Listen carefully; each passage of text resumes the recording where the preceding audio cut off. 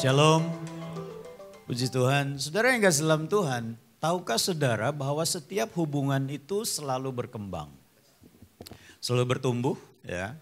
Dan saudara baik ke kutub yang negatif maupun ke kutub yang positif pasti akan membawa pertumbuhan di dalam setiap hubungan. Nah, saudara yang kasih dalam Tuhan, kalau kita bisa melihat hubungan kita dengan Tuhan pun juga harusnya mengalami pertumbuhan. Karena apa? Karena Tuhan ingin bukan hanya menyelamatkan kita, tetapi Dia ingin supaya kita semakin lama semakin dekat dengan Dia, semakin lama semakin intim dengan Dia, dan semakin lama kita justru semakin serupa dengan Dia. Nah, saudara yang kasih dalam Tuhan, kalau kita bisa melihat ya, hari ini kita akan memasuki satu tema yang baru di dalam bulan yang baru ini, saudara, dibentuk menjadi sahabat Kristus. Kenapa kita perlu dibentuk untuk menjadi sahabat Kristus? Karena biasanya orang percaya itu sulit, manusia itu sulit untuk bersahabat. Karena apa? Lebih mementingkan diri sendiri dan berpusat pada diri sendiri. Itu karena sifat dasar manusia yang sudah jatuh dalam dosa. Nah, saudara yang kasih dalam Tuhan, Tuhan ingin kita memiliki hubungan yang terus progres. Karena Dia tahu melalui hubungan yang terus progres, Dia bisa bermitra dengan Tuhan. Katakan amin. Kita sudah belajar tentang dua hubungan terdahulu. Yang pertama adalah hubungan kita sebagai anak terhadap Bapa kita. Kalau kita melihat hubungan sebagai anak lebih kepada transaksional, saudara. Kalau kita sebagai orang tua ngasih sesuatu, anak akan mendekat. Begitu saudara ya, sifatnya seperti itu.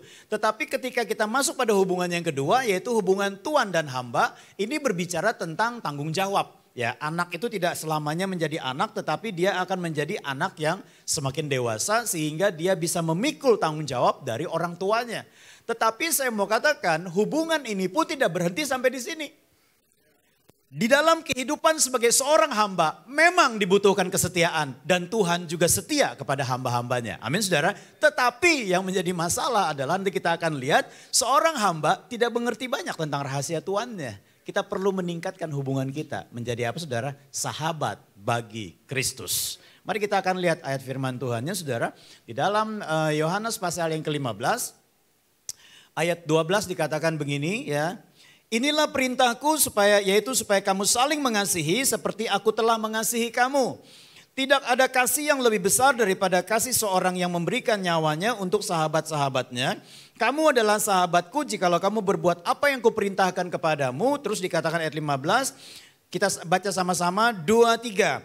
Aku tidak menyebut kamu lagi hamba, sebab hamba tidak tahu apa yang diperbuat oleh tuannya. Tetapi aku menyebut kamu sahabat. Karena aku telah memberitahukan kepada kamu segala sesuatu yang telah kudengar dari Bapakku. Berarti Tuhan ingin kita naik level hubungan kita dengan Tuhan. Yaitu apa saudara? Sebagai sahabat. Saya senang sekali melihat tadi cover itu ya, cover buletin kita itu. Yesus berada di dalam kesetaraan duduk bersama dengan seseorang. Saya percaya orang itu adalah kita semua, yaitu orang percaya. Nah saudara yang kasih dalam Tuhan, kalau kita bisa melihat di sini ternyata Tuhan itu membuka kehidupannya untuk bisa bersahabat dengan kita. Nah yang menjadi masalah, maukah kita bersahabat dengan Dia? Saya akan membawa saudara secara cepat saja untuk melihat beberapa tokoh yang bersahabat dengan Tuhan. Mari kita akan lihat bersama-sama saudara yang dalam Tuhan. Yang pertama adalah Abraham, saudara ya. Abraham ini disebut sebagai sahabat Allah. Tadi dikutip oleh Pak Devi juga ayat firman Tuhannya. Yakobus 2 ayat 21 sampai dengan 22. Dikatakan, bukankah Abraham bapa kita dibenarkan karena perbuatan-perbuatannya ketika ia mempersembahkan siapa? Ishak anaknya di atas mezbah. Ya. Nah saudara, kamu lihat bahwa iman bekerja sama dengan perbuatan-perbuatan dan oleh perbuatan-perbuatan itu iman menjadi sempurna. Saudara yang kasih dalam Tuhan, saya percaya ketika Ishak dijanjikan kurang lebih sekitar 25 sampai 27 tahun sebelum kelahirannya, saya percaya itu menjadi sebuah janji di hadapan Tuhan dan juga kepada Abraham. Dan menantikan Ishak bukan pekerjaan yang mudah, bukan pekerjaan yang gampang. Karena apa? Usia terus bertambah. Kemampuan semakin menurun. Amin saudara. Ya, secara manusiawi kemampuan semakin menurun. Usia semakin bertambah. Tetapi ketika Ishak diberikan oleh Tuhan kepada Abraham, maka yang terjadi adalah ketika Ishak sudah mulai besar pada saat itu saudara yang dalam Tuhan, Tuhan berbicara lain, persembahkan Ishak. Seolah-olah Tuhan ini mau main-main pada Abraham. Apakah Abraham bisa memiliki kecurigaan? Bisa. Apakah Tuhan ini serius atau tidak memberikan Ishak? Ya. Tetapi kalau kita bisa melihat saudara yang kasih dalam Tuhan di dalam ayat 23 dan 24 ya. Kalau kita lihat lagi 23 dan 24 ya. Ini sudah kita baca tadi ya. 23 dan 24 dikatakan, dengan jalan demikian genaplah nas yang mengatakan, lalu percayalah Abraham kepada Allah, maka Allah memperhitungkan hal itu kepadanya sebagai apa? Kebenaran.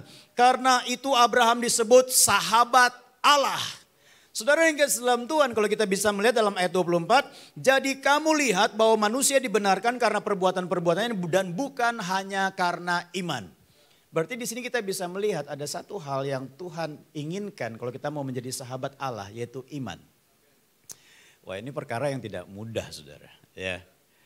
Rahasia apa yang Tuhan Abraham dapatkan ketika dia bergaul dengan Tuhan? Yaitu apa? Rahasia kehidupan dalam iman. Saudara di sini pernah mengalami mujizat? Siapa yang pernah mengalami mujizat? Kesembuhan, kesuksesan, berkat dan sebagainya. Banyak yang mengalami mujizat. Saudara yang kasih dalam Tuhan, sepandai-pandainya saudara bercerita dan sebanyak apapun orang yang duduk mendengar saudara menyampaikan kesaksian itu dan menangkap cerita saudara, tidak akan pernah menangkap 100% rahasia iman saudara yang terjadi karena saudara mengandalkan Tuhan. Yang setuju katakan amin.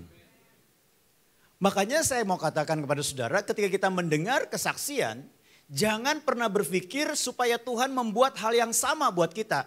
Tarik prinsipnya. Prinsipnya apa? Percayai apa yang Tuhan katakan. Jalani hidup saudara. Karena Tuhan punya prinsip sama. Ketika kita berpegang pada firman-Nya. Beriman kepada janjinya. Dia akan melakukan bagiannya. Entah bagaimana caranya. Itu urusan Tuhan. Amin. Nah saudara perhatikan baik-baik. Ini yang disebut dengan ketika kita bersahabat dengan Tuhan, maka rahasianya diberikan dalam hidup kita. Sehebat apapun kita bisa menelaah, membaca tentang Abraham. Sampai kepada mengupas bahasa aslinya. Wah ini gara-gara kelas hermeneutik saudara ya harus bicara. Bahasa aslinya dari tradisi Yahudi, cerita-cerita Talmud dan sebagainya saudara. Tidak sehebat yang dialami oleh Abraham. Karena apa? Rahasia itu sangat pribadi. Amin saudara. Mari kita lihat lagi contoh yang berikutnya ya. Nah, kemudian yang berikutnya saudara yang kasih dalam Tuhan, Henokh. Ya, Henokh ini berbicara tentang apa? Henokh ini adalah seorang yang dikatakan Kejadian 5 ayat 21 sampai dengan 24 dikatakan begini, setelah Henokh hidup 65 tahun ia memperanakan Metusalah. Metusalah ini orang yang paling panjang umurnya, 900 tahun lebih. Ya, ada di sini yang mau kalau ketika ulang tahun mau didoakan seperti Metusalah? Ya. Jangan saudara kelamaan saudara ya, kesian orang yang ngurusin saudara. Nah di sini dikatakan, dan Henokh hidup bergaul dengan Allah selama 300 tahun lagi. Setelah ia memperanakan Metusalah dan ia memperanakan anak-anak lelaki dan perempuan. Jadi Henokh mencapai umur 365 tahun. Ya 365 tahun. Dan Henokh apa diulangin lagi, hidup bergaul dengan Allah. Lalu ia tidak ada lagi sebab ia telah diangkat oleh Allah.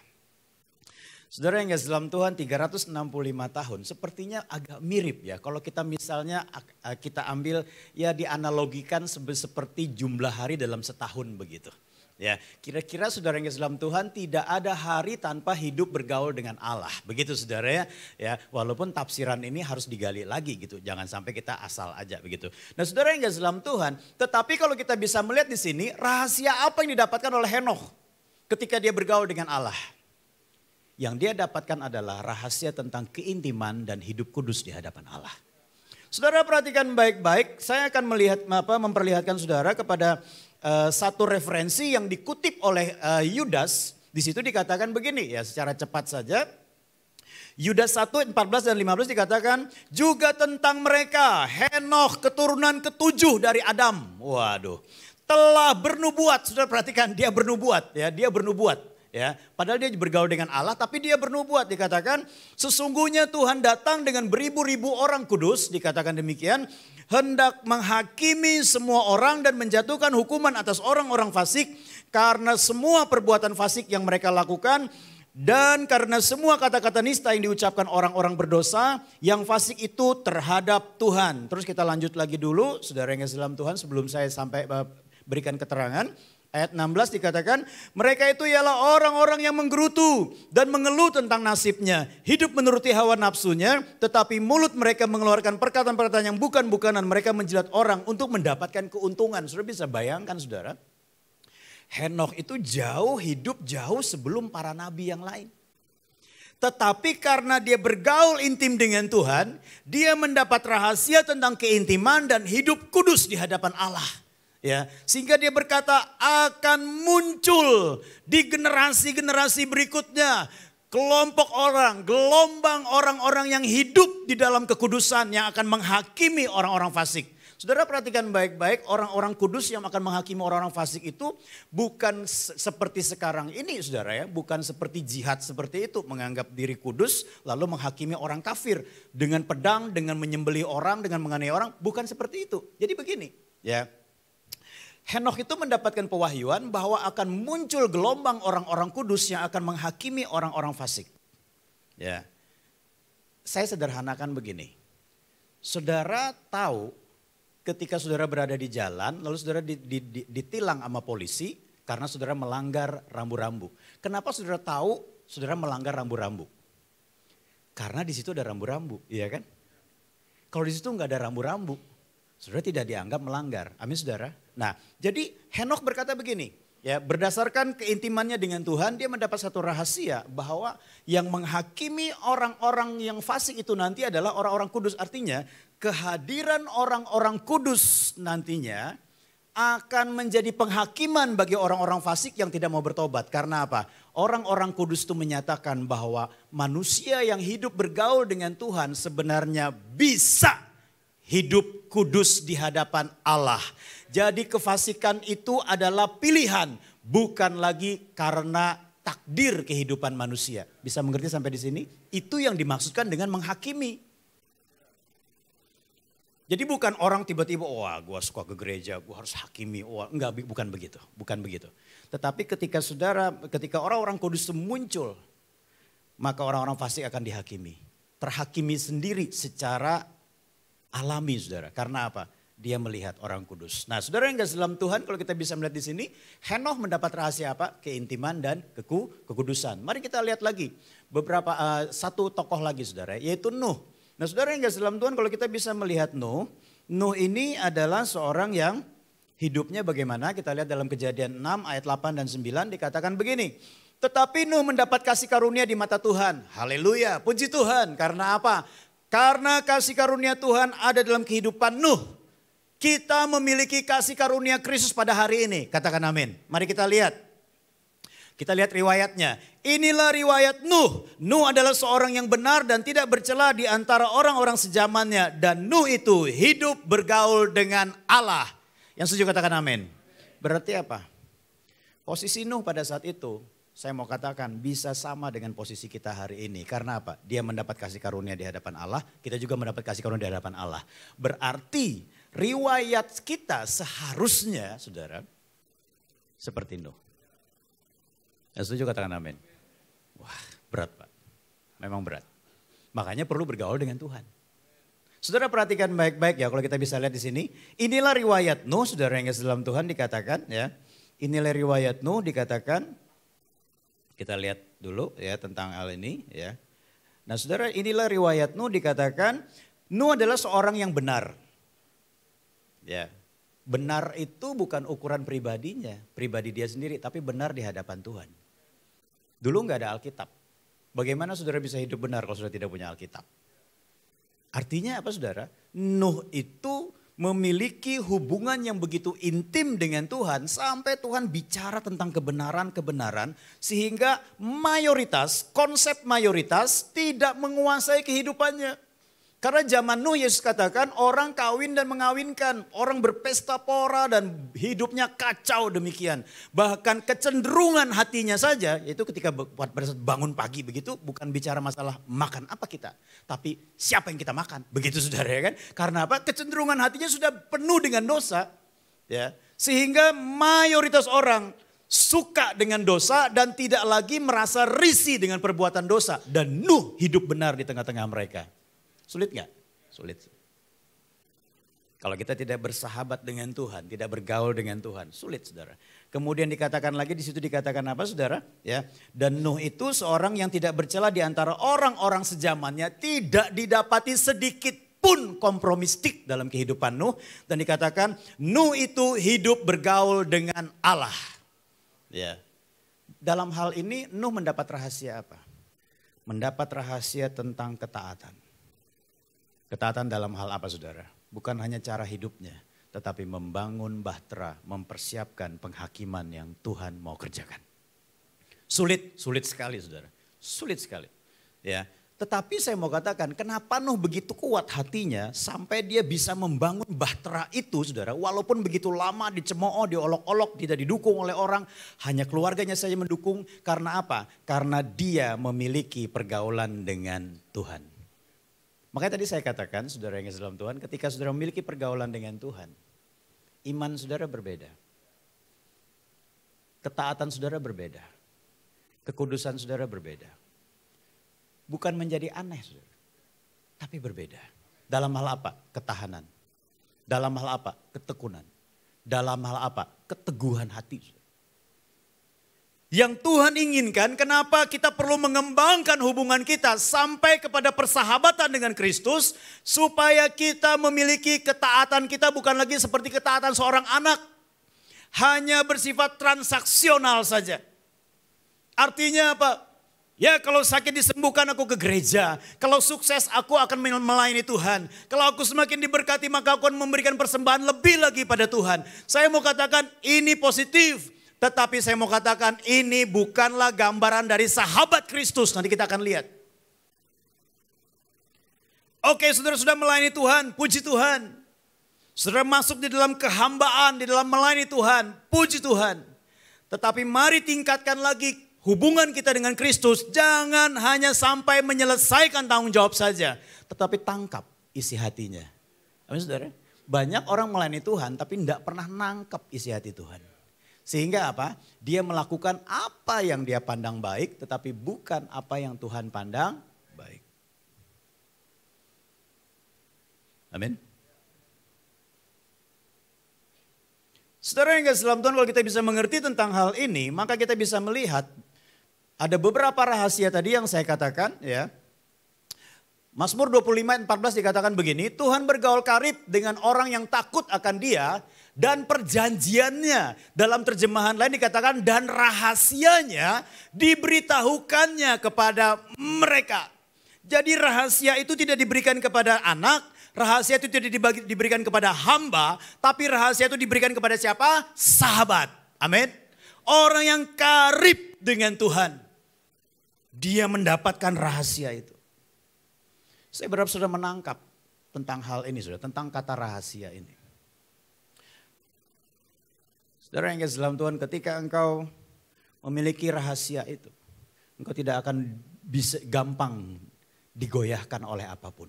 Karena apa? Engkau berpegang kepada hal yang teguh. Sehingga saya mau katakan orang-orang Kristen di Suriah hari ini yang hidupnya terancam, bahkan orang keluarganya teraniaya, bahkan anaknya disembelih di depan mereka. Orang-orang Kristen Koptik di Suriah, anak-anaknya ditangkap dan mereka harus menghadapi penyembelihan anak-anak mereka. Dan mereka bisa berkata, sampai ketemu anakku di surga nanti. Kenapa mereka bisa melakukan hal seperti itu saudara? Karena mereka tahu ada rahasia yang mereka pegang. Mereka bukan lagi anak, mereka bukan lagi hamba, tapi mereka adalah sahabat-sahabat Kristus. Makanya saya mau katakan ketika masuk dalam gereja tersinggung sedikit keluar gereja. Ini bukan anak, bukan hamba, bukan juga sahabat. Ini siapa nih? Penumpang gelap.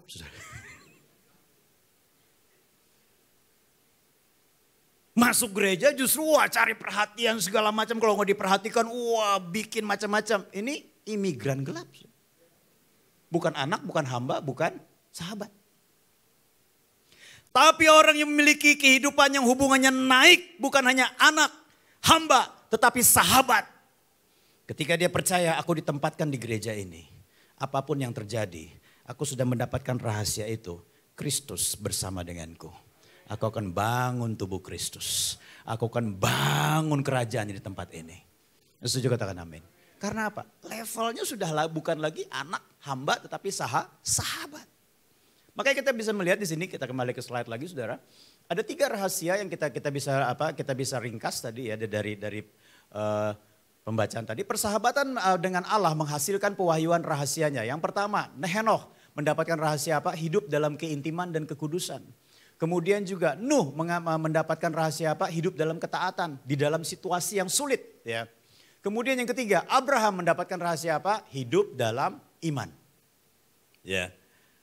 Saya percaya ketika saudara menyadari akan hal ini, maka saudara tidak akan gampang digoyahkan. Karena apa? Engkau sudah menangkap rahasia itu. Engkau sudah mengalami yang namanya hidup bersama dengan Tuhan. Maka saya mau katakan pada saudara, ketika ada selebritis yang mualaf dan sebagainya. Bagi saya kenapa menjadi mualaf itu bukan masalah urusan pindah agama. Sebenarnya kekristenan mereka adalah Kristen yang tidak berakar. Bahkan mungkin cenderung pada saat itu hanya keturunan atau imigran gelap tadi. Ya, jadi Kristen hanya karena ikut-ikutan atau hanya karena keturunan. Kalau orang mengerti menjadi Kristen itu, dan dia memiliki hubungan dan dia sudah menangkap rahasia Kristus dalam hidupnya. Mau karir, jabatan, pasangan hidup, kesuksesan, masa depan, uang, ketenaran dan sebagainya. Tidak akan menggoyahkan dia. Bagi saya tidak ada istilah mualaf. Yang ada adalah orang Kristen yang belum sungguh-sungguh memiliki hubungan yang terhisap dengan Kristus. Dan orang Kristen yang belum diselamatkan. Amin. Kalau saudara sudah menyadari bahwa saudara adalah orang yang berdosa dan saudara sudah menangkap rahasia keselamatan hanya di dalam Kristus, saya percaya saudara tidak akan menukar hal-hal yang sifatnya fana di dunia ini dengan hal-hal yang sifatnya kekal itu. Amin. Saudara hidup berapa lama? 80 tahun, 90 tahun? Atau hitunglah seperti Metusalah 900 tahun. 80 tahun aktivitas,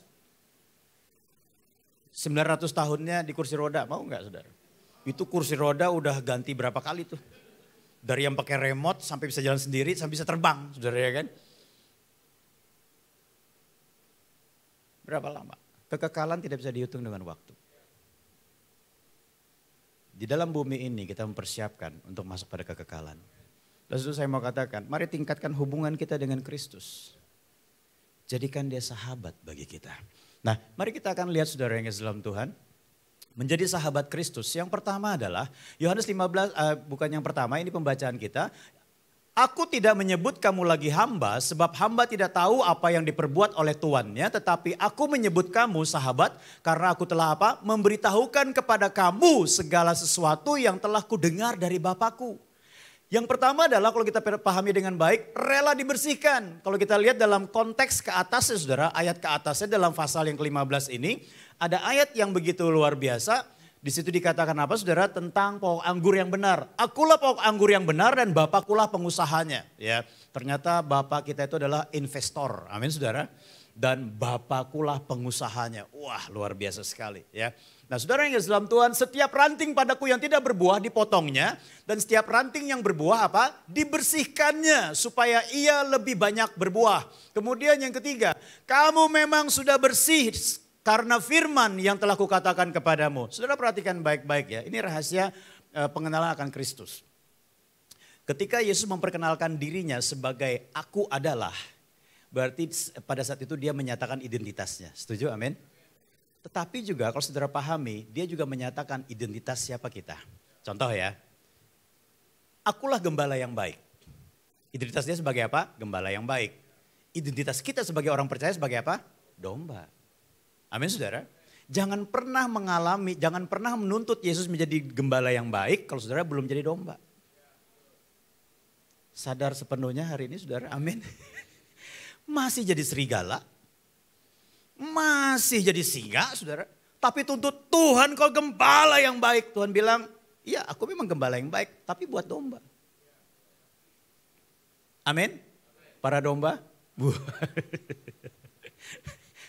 Perhatikan baik, mari kita lihat lagi ya. Akulah roti hidup. Kita sebagai apa?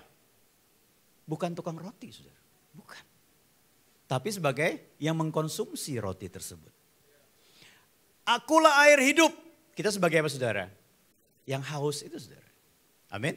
Ya, ini perhatikan baik-baik. Nah, kalau akulah pokok anggur yang benar. Bapakulah pengusahanya. Siapa kita? Kita adalah ranting yang selalu harus terhubung dengan Kristus. Kalau kita melihat hal seperti ini, maka ketika Yesus memperkenalkan dirinya, akulah pintu. Nah, lalu siapa saudara? Kita adalah orang yang harus keluar atau masuk melalui pintu tersebut. Amin saudara. Ya. Nah, ini penting sekali. Ya. Nah, saudara yang kasih dalam Tuhan, kalau kita bisa melihat dalam hal ini, ya, kita perlu mengalami yang namanya dibersihkan. Saudara perhatikan ya. Kalau saudara bersahabat dengan seseorang, sahabat loh ya, ini bukan hanya pertemanan biasa, sahabat. Dekat, sering ketemu, sering berkontribusi cerita, sering juga berdiskusi, sering bertukar pikiran, sering juga melakukan sesuatu bersama. Kira-kira ada transfer knowledge nggak? Pasti. Terus kira-kira ada transfer karakter nggak? Pasti ya. Makanya Paulus ingatkan begini, pergaulan yang buruk merusakkan kebiasaan yang baik. Karena dia tahu ada transfer knowledge, ada transfer karakter. Makanya seharusnya persahabatan dengan Kristus membuat kita semakin rela dibersihkan. Ketika kita mau memutuskan aku mau menjadi sahabat Kristus, mari beri dirimu untuk dibersihkan oleh Tuhan. Katakan amin. Saya setuju dengan Pak Devi tadi bacakan pokok doa ucapan syukur tadi. Bersyukur untuk pembentukan dan teguran dari Tuhan. Haleluya. Ini penting. Ya.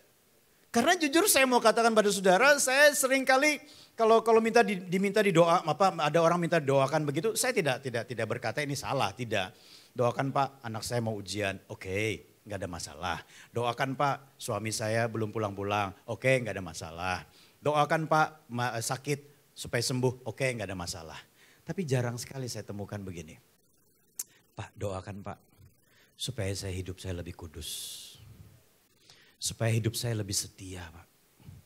Supaya hidup saya itu lebih tekun Pak. Di tengah-tengah saya sangat diberkati Tuhan hari ini Pak. Biasanya waktu belum diberkati didoakan, setelah diberkati nyaris tak terdengar. Amin saudara? Ya, nyaris tak terdengar. Begitu. Pernahkah saudara meminta doa susulan? Pak, aku udah diberkati Pak. Aku udah berhasil Pak. Aku tolong Pak didoakan lagi Pak. Tujuannya untuk apa? Supaya aku kuat di dalam menghadapi keberhasilan, kesuksesan, kekayaan, berkat, dan segala apa yang Tuhan berikan. Ini orang yang hidupnya bukan lagi di level anak, hamba, tetapi sahabat. Amin saudara. Mari kita lihat lagi saudara yang dalam Tuhan ya. Kita lihat lagi kembali ke slide ya. Nah saudara kalau kita bisa melihat Yakobus 4 ayat 4 dikatakan begini ya. Hai kamu orang-orang yang tidak setia dikatakan, tidakkah kamu tahu bahwa persahabatan dengan dunia adalah apa? Permusuhan dengan Allah. Jadi kalau kita mau menghancurkan persahabatan kita dengan Allah, bersahabatlah dengan dunia. Tapi kalau kita mau menghancurkan persahabatan dengan dunia, bersahabatlah dengan Allah. Katakan amin. Ini bukan hanya bicara masalah tumpang tangan saja saudara supaya orang berubah, tidak. Tetapi ini berbicara tentang keputusan hati dalam kehidupan kita. Untuk apa? Tidak bersahabat dengan dunia. Jadi barang siapa hendak menjadi sahabat dunia ini, ia menjadikan dirinya musuh Allah. Kita lihat apa yang ada dalam dunia. Ya, apa yang dalam dunia? Sebab semua yang ada dalam dunia ini apa? Keinginan daging, keinginan mata, keangkuhan hidup bukanlah berasal dari Bapa melainkan dari dunia. Dan dunia ini sedang lenyap dengan keinginannya. Tetapi orang yang melakukan kehendak Allah tetap hidup sampai selama-lamanya. Saudara yang kasih dalam Tuhan, saudara perhatikan baik-baik ya. Alkitab ini saudara, kalau ngangkat gitu jadi HP ya saudara. Alkitab ini ya, HP yang ada Alkitabnya, banyak sekali menceritakan, menyampaikan, menginformasikan kepada kita inti atau prinsip dari permasalahan yang terjadi dalam dunia ini. Amin. Tadi keinginan daging. Saudara yang kasih dalam Tuhan, saudara perhatikan ya kasus-kasus pemerkosaan belakangan ini. Pemerkosaan itu dari sejak zaman Alkitab sudah terjadi. Amin saudara. Tapi saudara perhatikan, tingkat kejahatan dan kesadisannya beda nggak? Beda. Kenapa saudara? Karena manusia itu sedang dikuasai oleh keinginan daging sehingga apa? Apapun caranya harus terlaksana. Wah kalau cerita ngeri sekali. Beberapa kasus pemerkosaan belakangan ini ngeri sekali saudara. Ada yang dilakukan oleh 15 orang, ada yang 19 orang, ada yang 5 orang. Padahal termasuk dilakukan kepada siswi SD saudara ya. Dikasih pil koplo begitu. Bahkan itu 2 kali dilakukan dan sebagainya. Aduh mengerikan sekali ya. Kalau kita baca hal seperti itu saudara perhatikan baik-baik. Karena apa? Manusia sekarang dikuasai oleh keinginan daging.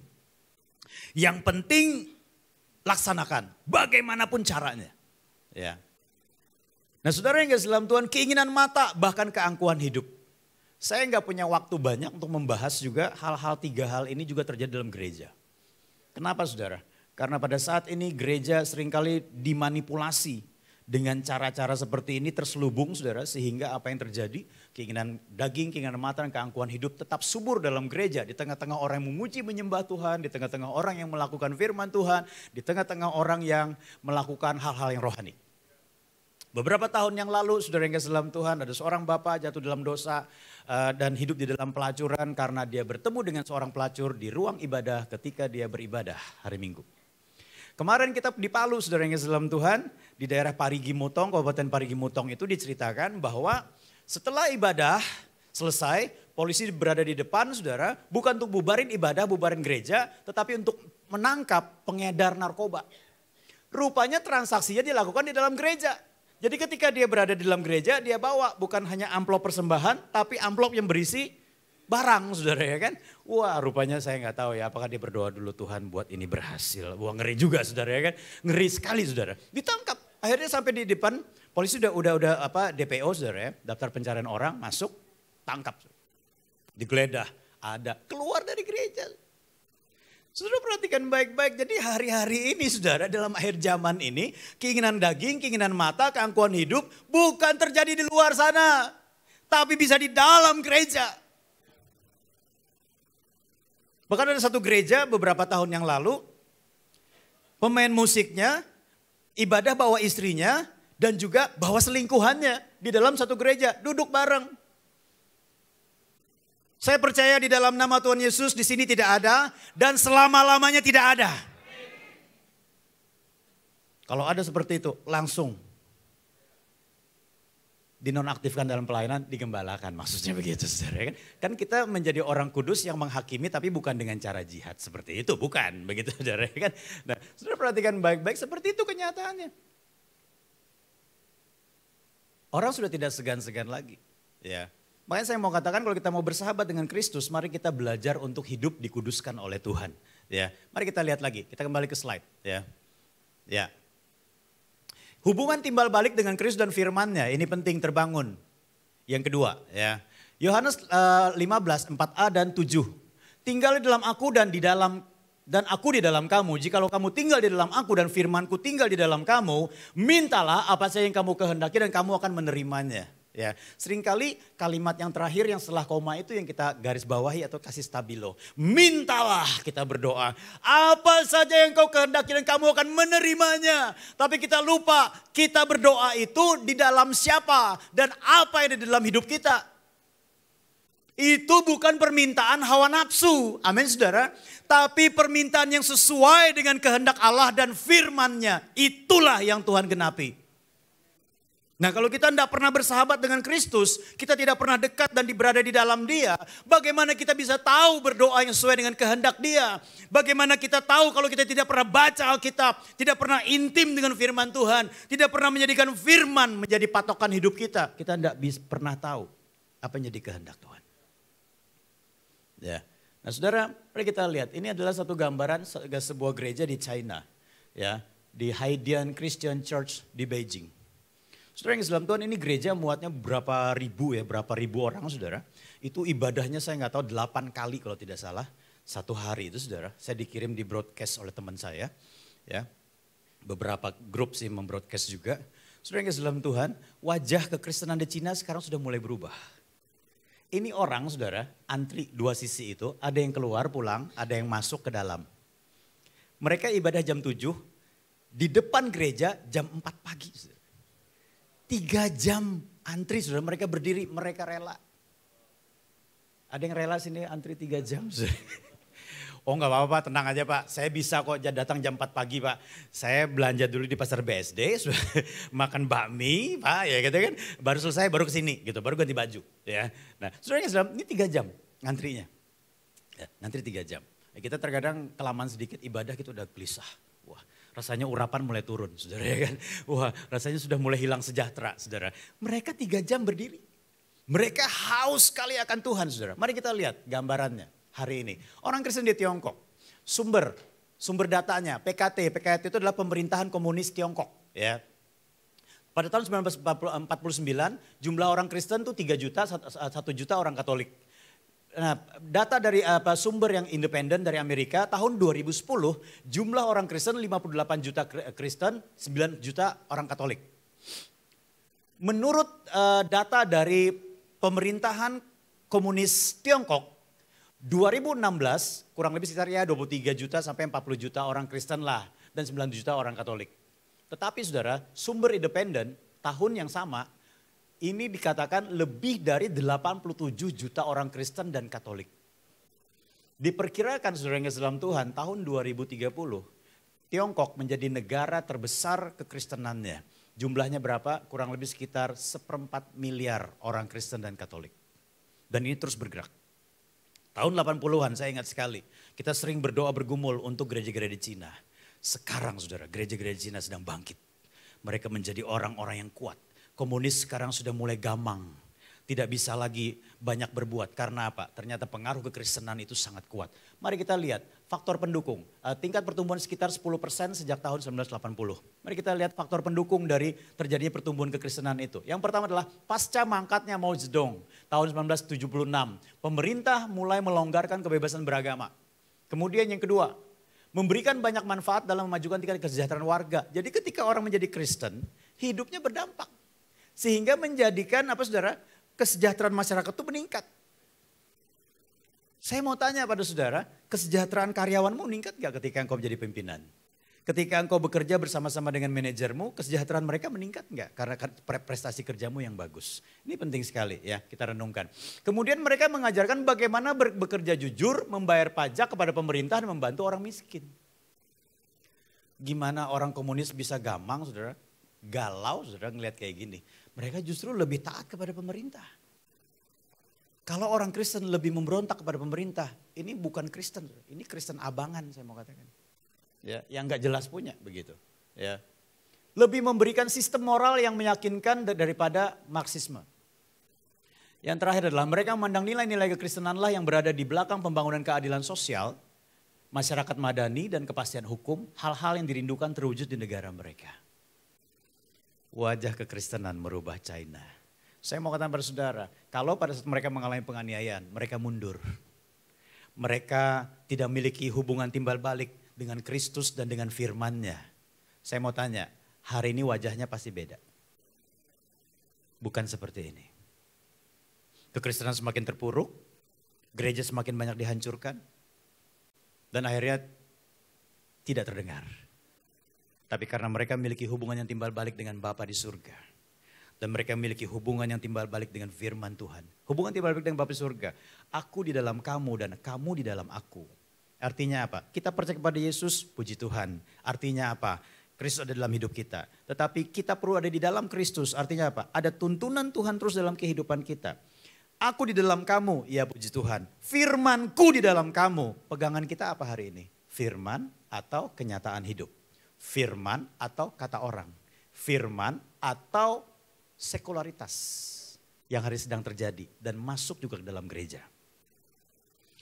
Sehingga gereja ditata secara profesional, saya setuju.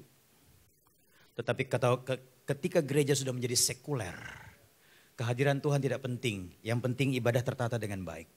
Kehadiran tidak penting, Tuhan tidak penting. Yang penting semua segala sesuatu teratur dengan baik. Saya mau katakan ini sekularitas. Tuhan sudah ditolak dari gerejanya. Dan ketika engkau beribadah tanpa ada kehadiran Tuhan, suatu ketika engkau juga menjadi orang-orang sekuler yang juga ditolak oleh Tuhan. Hari ini saya merasakan hadirat Tuhan ada di tempat ini. Saya mau katakan pada saudara, ketika hadirat Tuhan ada di tempat ini, maka akan ada daya tarik ilahi di tempat ini. Dan ketika engkau datang ke tempat ini, siapkan hatimu untuk menangkap apa yang Tuhan mau nyatakan. Nah saudara yang kasih dalam, kalau kita bisa melihat hal ini.